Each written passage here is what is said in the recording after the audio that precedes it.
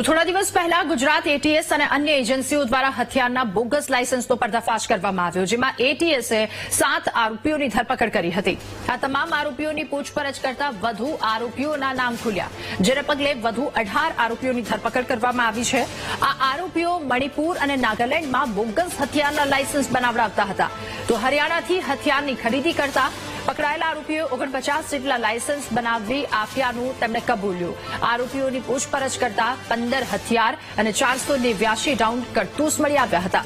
પકડાયેલા આરોપીઓમાંથી કેટલાક આરોપીની સામે અગાઉ પણ ગુના નોંધાઈ ચૂક્યા છે।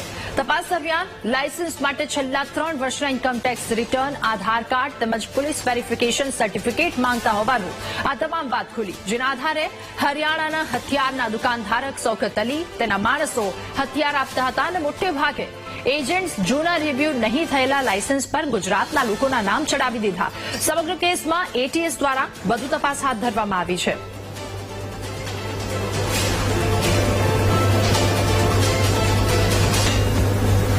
તારીખ 7/4/2025 ના રોજ એટીએસ ખાતે એક આર્મ્સ બોગસ લાયસન્સનો ગુનો દાખલ કરવામાં આવેલ અને એ અંતર્ગત એ સમયમાં 7 આરોપીની ધરપકડ કરવામાં આવેલી। એ 7 આરોપીના 11 દિવસના રિમાન્ડ હતા।